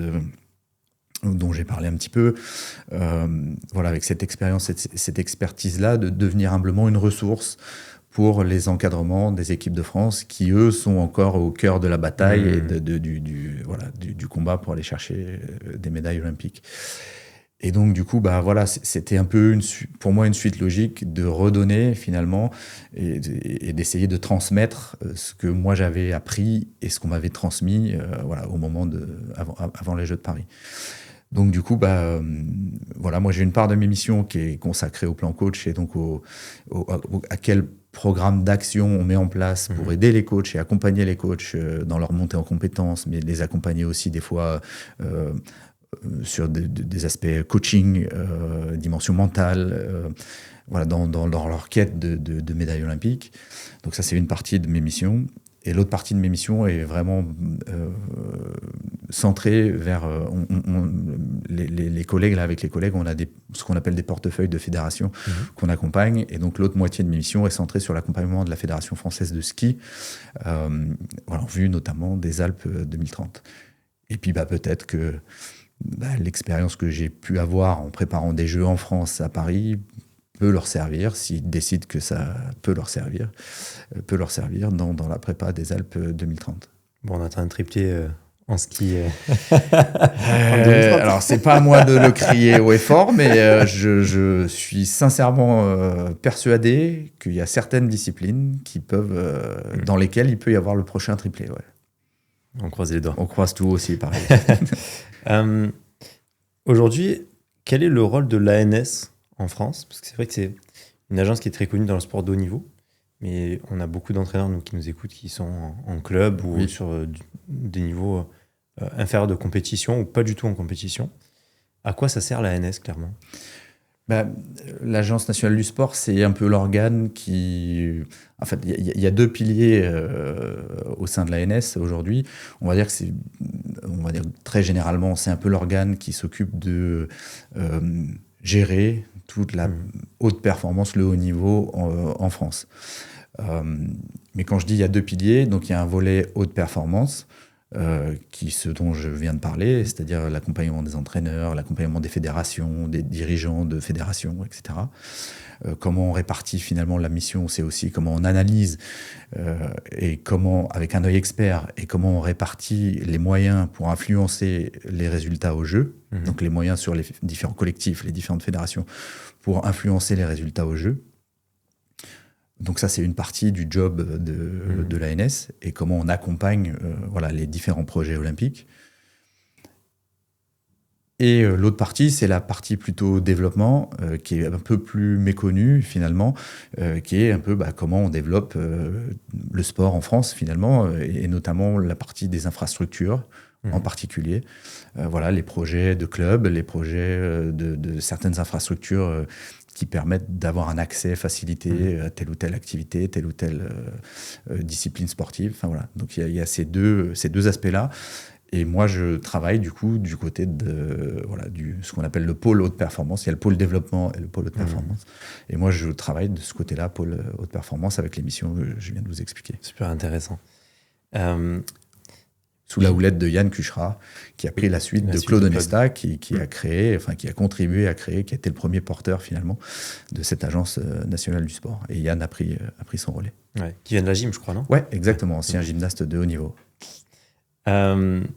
J'ai une question que je pose de temps en temps, et j'ai envie de te la poser. Comment est-ce qu'on construit un champion ? C'est très large, hein. Bonne chance. Là aussi, je ne sais pas si j'ai... Parce que tu as entraîné des jeunes, tu as entraîné un peu à tous les niveaux. Ouais. C'est pour ça que je te pose cette question-là. Je ne sais pas si j'ai les clés de cette réponse, si tant est qu'elles existent. Parce que si je les avais, je pense que je les vendrais très cher. Mais... je pense que ça se joue à plusieurs niveaux. Encore une fois, moi, je crois beaucoup aux rencontres qui donnent envie. Donc, comment on fait naître cette graine-là, déjà ? Parce que, encore une fois, pour moi, devenir un champion, c'est déjà avoir l'envie de devenir un champion et choisir de devenir un champion. Il ne s'agit pas juste que l'entraîneur voit un champion et décrète que lui va devenir champion. Ça, c'est pas quelque chose qu'on s'approprie et qu'on incarne, je suis pas sûr qu'on arrive à quoi que ce soit. Donc déjà, c'est comment faire naître cette envie-là, si on peut arriver à la faire naître, en tout cas comment on l'entretient, ou au mieux, au pire, comment on ne l'éteint pas, déjà. Ouais. C'est déjà un sacré challenge. C'est clair. Et puis, deux, moi j'aime beaucoup, dire comment on travaille finalement sur l'autodétermination. C'est-à-dire comment les facteurs de motivation finalement deviennent intrinsèques et ne sont plus contingentés à des éléments extérieurs, de démotivation ou quoi. Donc en fait, moi, je vais avoir tendance surtout à surveiller ça, c'est-à-dire surveiller l'environnement des athlètes, surveiller et veiller à ce qu'il n'y ait pas des facteurs de démotivation dans l'environnement des athlètes, déjà. Et bosser sur l'autodétermination, c'est-à-dire qu'on bosse à trois niveaux. Là, je fais un peu de psycho, désolé. On bosse à 3 niveaux là-dessus, c'est-à-dire qu'on bosse sur le besoin d'autonomie, c'est-à-dire comment la personne décide et se sent maître de ses choix. Le niveau 2, le deuxième besoin, c'est le sentiment ou le besoin de compétence. Donc, c'est-à-dire comment la personne se sent maîtriser ce qu'elle fait. Donc, comment on joue, si je fais très simple, c'est comment on joue principalement sur les points forts et les singularités qui font la force des individus ou des équipes. Donc ça ne veut pas dire qu'on ne bosse pas sur les remédiations, mais en gros, dans le pourcentage, c'est comment on s'appuie avant tout sur les points forts. Donc ça nourrit le besoin de compétences. Et le troisième besoin, dans l'autodétermination qui doit être nourri, c'est le besoin d'appartenance. C'est-à-dire comment on se sent relié à des gens, à des personnes, à une organisation qui est importante pour nous. Donc en gros, comment on développe l'autonomie des athlètes, leur sentiment de compétence à l'entraînement et en compétition, et qu'on les met dans un environnement auquel ils se sentent reliés par des relations, on va dire, complémentaires et cohésives. Super intéressant. Le troisième, je ne l'avais pas, tu vois. C'est pour ça que je pose souvent la question et à chaque fois, je découvre des nouvelles choses. C'est super intéressant. Pour moi, moi, j'ai toujours aussi adoré jouer sur les polarités.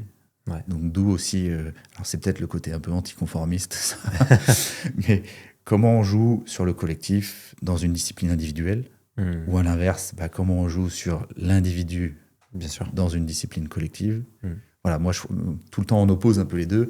Moi, je suis fervent partisan de dire qu'il faut les deux. C'est pas ou l'un ou l'autre, c'est les deux. C'est et l'individu et le collectif. Parce que je peux t'assurer que si j'avais parlé que de collectif au pilote BMXer, qui est une discipline donc individuelle, j'aurais pas convaincu grand monde et j'aurais pas emmené avec moi grand monde. Il fallait d'abord que chacun individuellement ait ce qu'il fallait et un environnement de perf efficace pour pouvoir donner tout ce qu'il y avait à donner et suffisamment entre guillemets à bouffer individuellement pour pouvoir leur parler aussi de collectif. Mais j'aurais bien fait comprendre qu'on allait traiter les deux et pas ou l'un ou l'autre. Ouais. J'en discutais avec Christophe Massina de ça. Parce que sur les équipes de France de judo féminine, il a réussi à créer cette cohésion-là. Bon, j'ai la chance d'avoir bien connu certaines filles sur le pôle France. Et effectivement, je vois la différence de quand on était sur le pôle France, même si elles avaient quelques copines, à cette cohésion qu'il y a au sein de l'équipe de France qui est juste extraordinaire et qui en fait une des équipes, pour pas dire l'équipe, parce qu'on est champion olympique en titre, mais qui est extrêmement soudée et qui est incroyable. Et ça, effectivement, je pense que ça tire les individualités vers le haut. Parce que quand ton pote ou ta copine fait champion olympique ou championne du monde, championne d'Europe, on s'en fout, toi, ça te dit, ok, elle l'a fait, on est tous ensemble. C'est possible. Je peux aussi le faire. C'est possible, voilà, exactement. Et à l'inverse, pour en avoir discuté aussi avec Christophe, donc il n'y a pas de secret, point d'interrogation sur l'effet de la performance de Chirine le premier jour, qui ne fait pas médaille d'or, sur toutes les filles derrière. Exactement. Et toutes les filles derrière, pour ceux qui ne connaissent pas trop les résultats, sont quasiment toutes médaillées, sauf 2. Donc, perf incroyable quand même. Il n'y a pas de jugement là-dedans, au contraire. Mais aucune n'est de la couleur attendue, parce qu'on avait des filles qui étaient numéro 1 mondiale et qui finalement finissent 2e ou 3e. Donc ça a été un peu la joie qu'elles soient médaillées, mais le choc qu'elles perdent, je pense, à certaines. Et donc là, point d'interrogation sur, tu vois, l'effet domino, finalement, de ce collectif-là, qui peut être positif, mais aussi, dans un autre sens, parfois négatif. Et d'où la prise en compte du contexte et de l'environnement qui est vachement important. Et je pense que passer à côté de ça, c'est passer à côté de quelque chose d'essentiel. D'où aussi la question de, quand il nous arrive quelque chose, qu'est-ce qu'on en fait? De le réguler chemin faisant, avec ce qui émerge aussi, de pouvoir accueillir ce qui émerge et comment on le régule.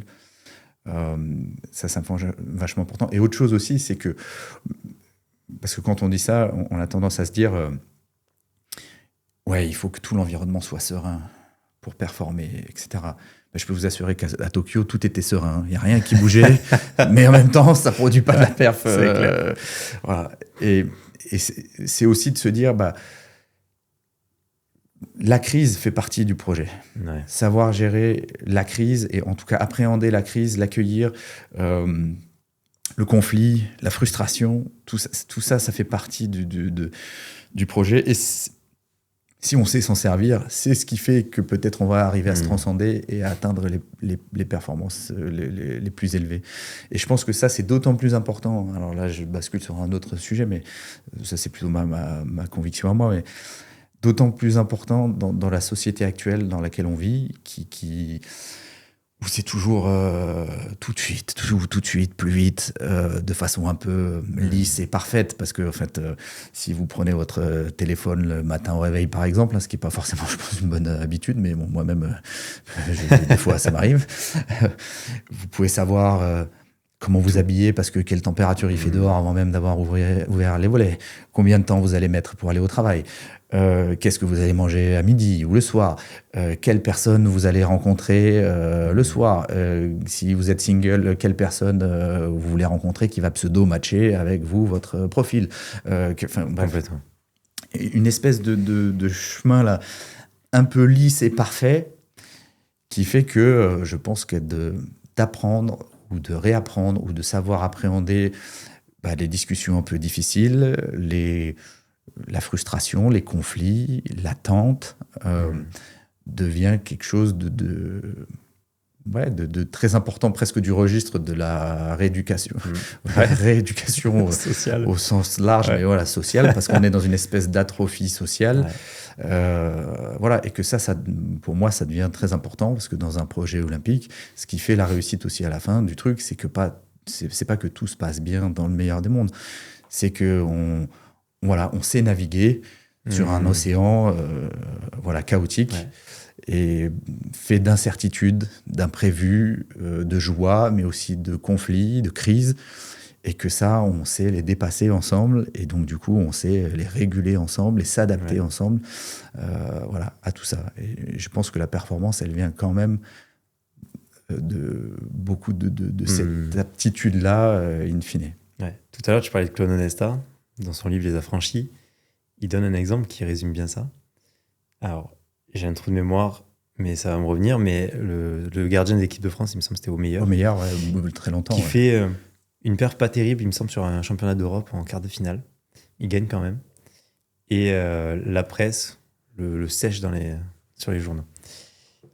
Et Claude, dans sa, je pense, grande intelligence managériale, connaît cette personne-là et se dit, il va le voir. Donc plutôt, moi, aller utiliser ça en termes de provocation. Et en gros, dans le livre, il me semble qu'il ouvre la chambre, il lui balance le journal, il lui dit, tiens, regarde un peu ce qu'on dit de toi, en gros. Et au meilleur, le match suivant fait le meilleur match de sa carrière. Donc comme quoi, une vague qui t'arrive dans la tête, finalement, tu peux la surfer. C'est ça. Pour aller encore plus vite ou plus loin et faire une meilleure perf.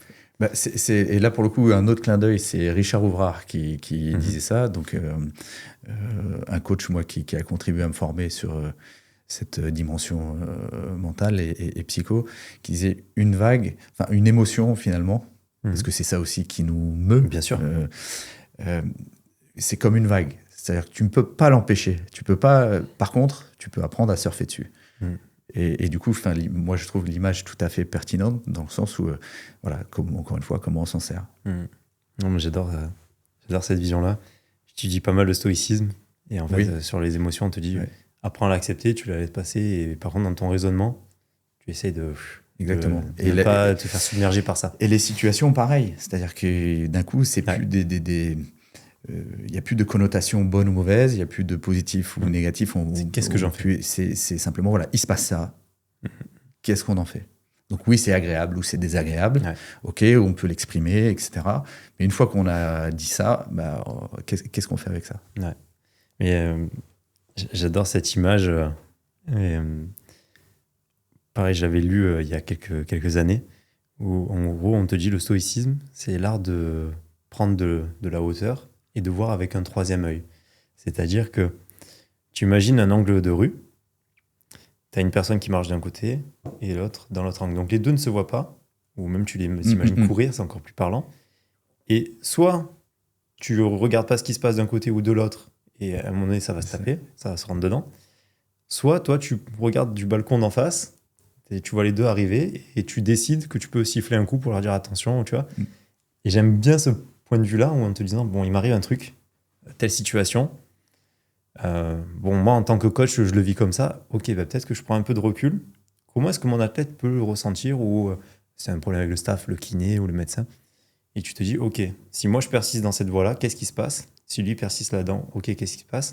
Et qu'est-ce qu'on peut faire pour finalement remarcher côte à côte et trouver une meilleure solution. Tu vois. Et mais d'où l'importance, tu vois, de deux choses. De pouvoir s'extraire finalement du réglage du carbu là, dans le moteur pour regarder la route.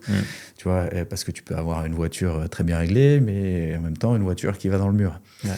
Et du coup, d'où l'importance d'avoir dans des équipes des coachs qui finalement prennent le rôle, alors manager c'est un bien grand mot, mais voilà, de coach sélectionneurs qui ont la capacité d'observer, de voir l'équipe fonctionner, de prendre ce recul-là pour mieux additionner les carburants, mieux coordonner les actions des uns et des autres et faire en sorte que la voiture soit bien réglée, certes, parce qu'ils ont délégué ça aux membres de leur staff, mais qu'elle soit bien réglée et qu'elle aille bien à l'endroit qu'on avait identifié au départ. Ça déjà, d'une part.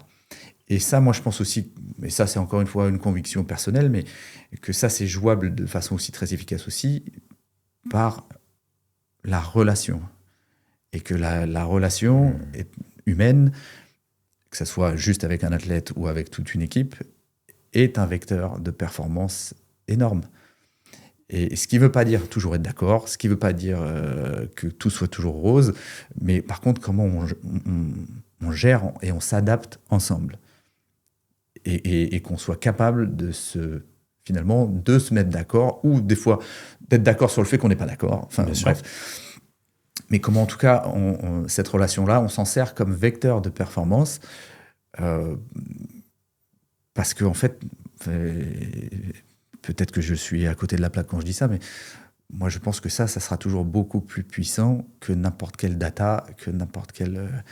Alors, même si les data, je ne me fais pas dire ce que je n'ai pas dit, la technique, les données, les outils... peuvent encadrer certaines choses. Sont essentiels, parce que passer à côté de ce que tu dois réaliser sur le plan technique, si tu passes à côté de ça, jamais tu réaliseras la performance.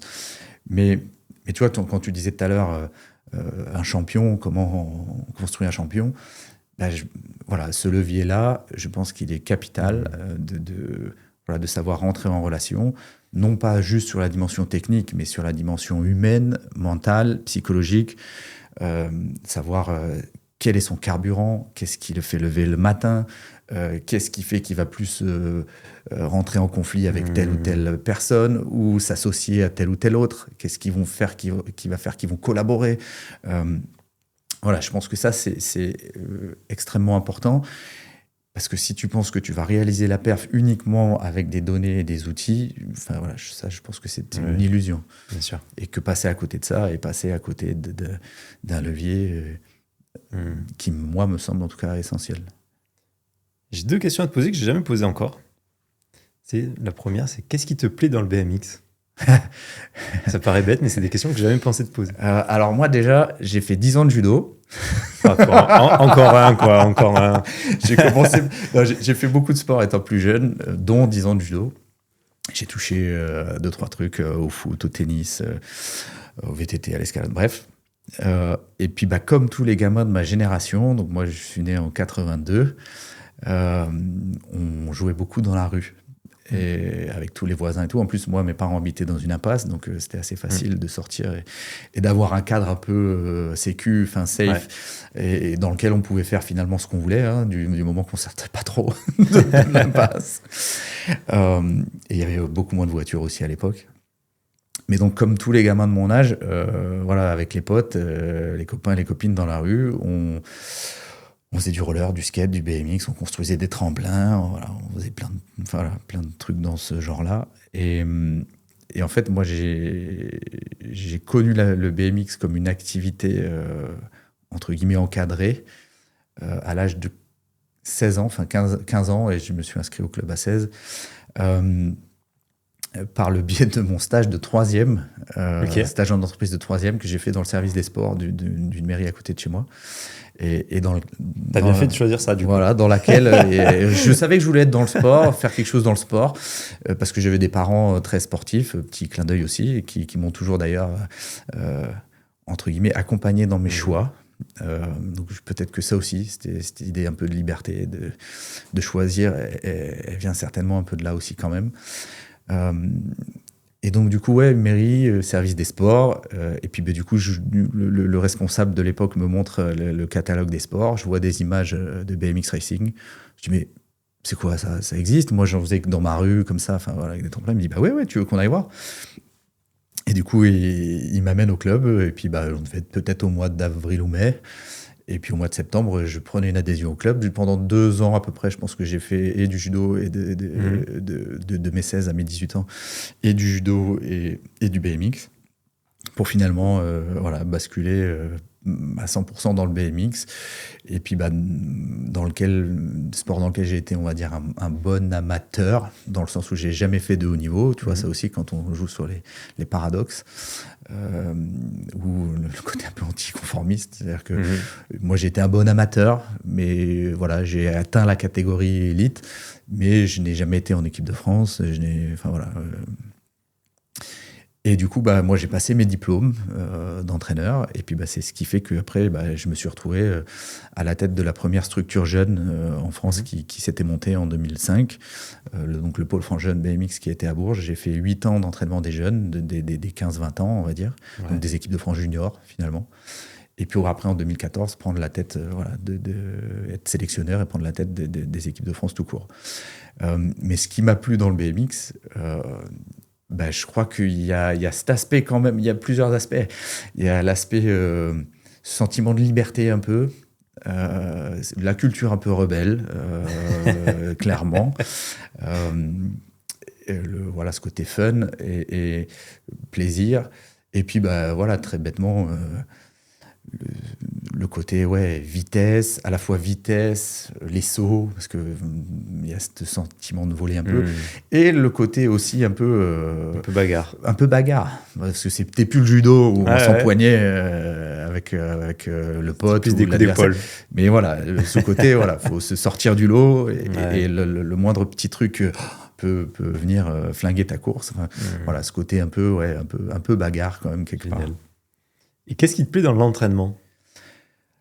Ce qui me plaît dans l'entraînement, si tu m'avais posé la question il y a 20 ans, je t'aurais dit se dépasser, l'aspect physique des choses, et comment ça s'allie avec la technique. Et maintenant, je crois que je pourrais te dire la transformation. C'est-à-dire comment arriver, tu vois ce que tu disais tout à l'heure, c'est-à-dire poser cette petite graine-là et que la personne puisse s'en saisir tout ou partie et s'inspirer tout ou partie de la relation, des échanges, des apports, pour, à son tour, lui ou elle, choisir de devenir. Tu vois, choisir sa propre histoire, son propre chemin, son propre parcours. Et ce chemin-là, finalement, de transformation. Donc, tu vois, c'est un peu, ça revient un peu à... Je fais un clin d'œil je fais beaucoup de clins d'œil aujourd'hui. Hein. Vas-y, tu peux. On est là pour ça, faut en profiter. À l'Académie des coachs, qui est encore une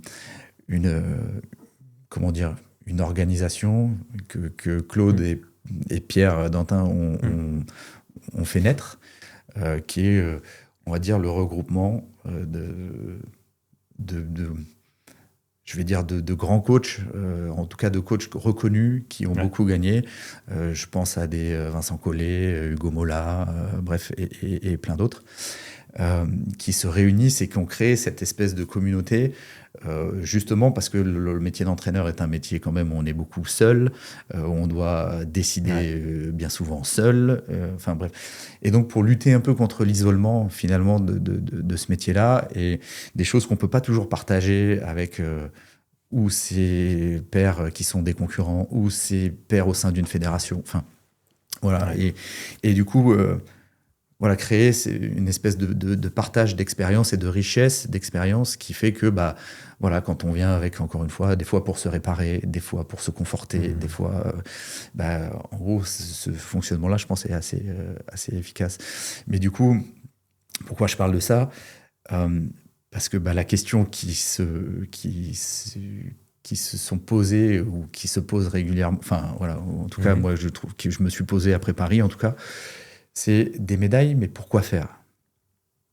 Et une des réponses, ça a été l'utilité aux autres. Tu vois, comment aider ? et par ce qu'on peut véhiculer, échanger, comment puissent quelques-uns et quelques-unes s'inspirer de toute partie, par exemple, de ce qu'on se dit là aujourd'hui, de ce que j'amène là aujourd'hui et que je transmets volontiers, et choisir à leur tour leur propre chemin. Donc voilà, je dirais la transformation. On ne sait jamais une phrase ou une action qu'on mène, l'effet qu'elle aura sur une autre personne. Exactement. Et c'est assez intéressant quand tu discutes avec... les journalistes le font. Et souvent, ils disent à des grands champions, qu'est-ce qui t'a inspiré? Et souvent, très souvent, c'est j'étais petit devant la télé, je suis tombé devant les JO, j'ai vu ça, je me suis dit, je veux aussi. C'est dingue. Très clairement, moi, l'amour des jeux, parce qu'au-delà du BMX, etc., je pense qu'aujourd'hui, en fait, je pourrais, c'est pareil, en toute humilité, je pourrais intervenir, et j'aurais pas dit ça pareil 20 ans en arrière. Dans le poste que j'ai eu pour Paris au BMX, je pourrais intervenir, je pense, aujourd'hui dans n'importe quelle discipline sans en être un expert. Parce que ce qui me motive aujourd'hui, c'est encore une fois, c'est comment, finalement, d'une vision, faire naître un projet et que les gens puissent s'approprier leur projet et aller vers l'objectif identifié ensemble. Et ça, c'est du management. Enfin, il n'y a pas forcément besoin d'être expert de telle ou telle discipline. Ça peut être un plus, mais ce que j'aurais pas forcément cru, moi, j'aurais pas du tout eu cette vision-là au départ de ma carrière. Pour reboucler là-dessus, moi, ce qui me motive aujourd'hui, c'est vraiment comment aider les gens à se transformer dans des projets à fort enjeu, que ce soit des projets individuels ou des projets collectifs. Et du coup, l'importance de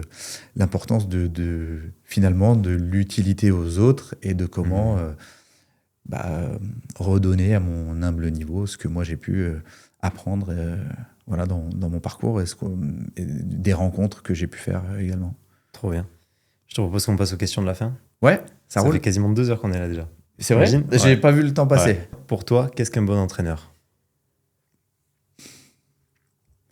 Qu'est-ce qu'un bon entraîneur ?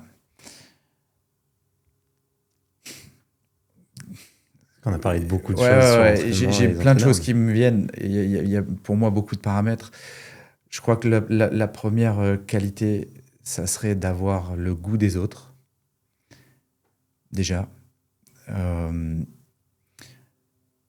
partir de l'autre. Donc d'avoir des capacités d'observation, d'écoute, de questionnement. Plus que des consignes à donner. Ça déjà.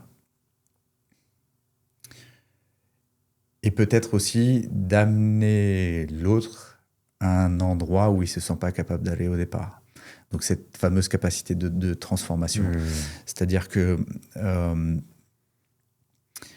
crois que c'est une phrase, il me semble, de Gandhi, j'aime beaucoup cette phrase, qui dit...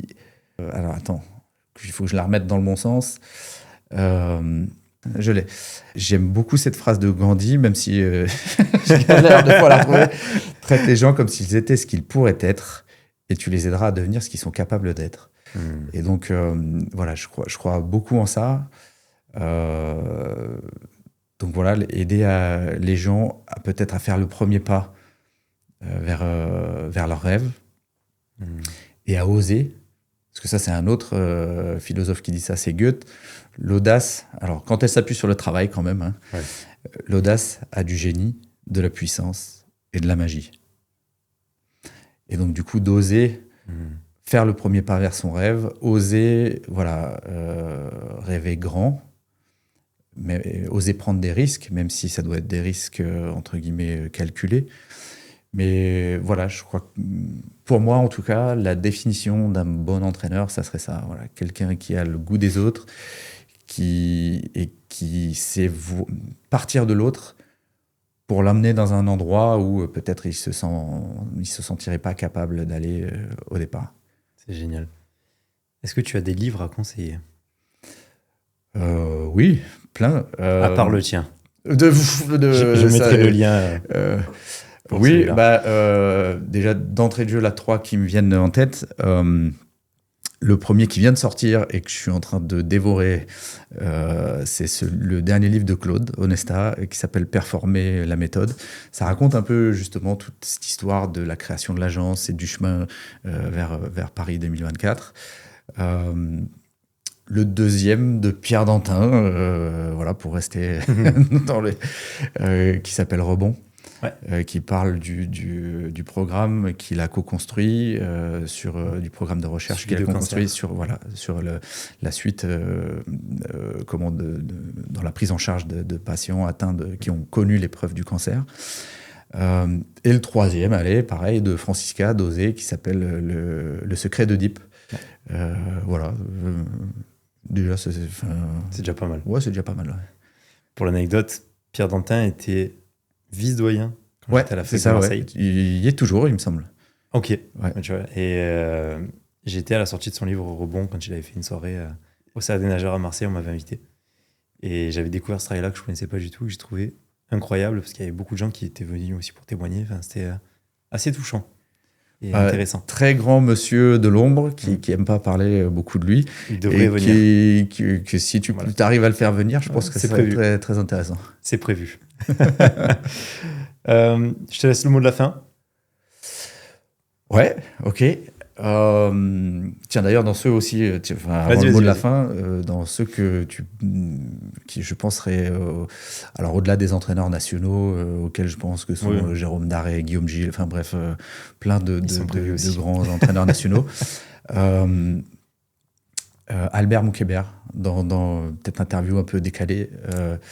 Albert Moukébert, qui est en neurosciences. Ouais, en neurosciences et psychologue clinicien, qui moi je commence à faire intervenir un peu dans le cadre de séminaires du plan coach, et qui est, je trouve, incroyable dans sa façon d'expliquer le complexe et de rendre accessible tout un tas de concepts qui peuvent vraiment donner de très bonnes billes, je pense, dans l'encadrement des athlètes. Ce qui est drôle, c'est que je l'ai contacté la semaine dernière et il m'a répondu.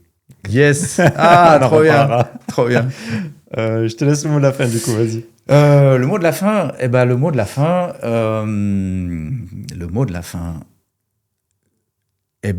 voilà, puissent celles et ceux qui nous écoutent, comme dirait Pierre Dantin, être inspirés par tout ou partie de ce qu'on vient de se dire, pour choisir à leur tour leur parcours, leur chemin, leur histoire, leur destin. Merci aussi à ceux qui me font confiance, avec qui je peux travailler pour essayer de transformer leur vision en projet. Et puis dire aussi que dans un monde aujourd'hui qui n'est pas l'air toujours très reluisant, où il se passe plein de drames aux quatre coins du monde, qui reste aussi plein de chemins d'espoir, plein de belles choses à réaliser, plein de belles choses à faire. Et que par la force du rêve et de la relation, je pense que naît l'espoir. Et ça, c'est quand même, je trouve, un ingrédient non négligeable dans la société actuelle. Donc si je peux y contribuer à mon humble niveau, et par le biais du sport, c'est encore mieux. C'est encore mieux. Merci Julien. Merci à toi Julien, merci beaucoup pour l'invitation. Bon, tu l'as vu, j'ai rigolé pendant tout l'épisode. J'ai vraiment passé un excellent moment avec Julien. Et encore une fois, je le remercie d'avoir pris du temps, parce que vraiment, il a été adorable, il a pris du temps.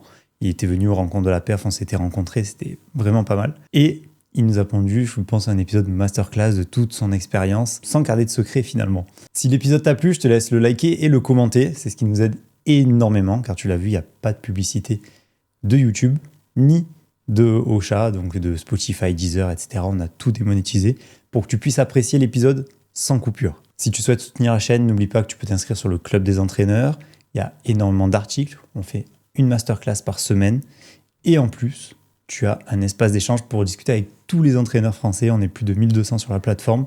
Donc tu trouveras forcément les réponses aux questions que tu te poses. On se retrouve dans 15 jours avec Karim Souchu, l'entraîneur et sélectionneur des équipes de basket 3-3. Salut.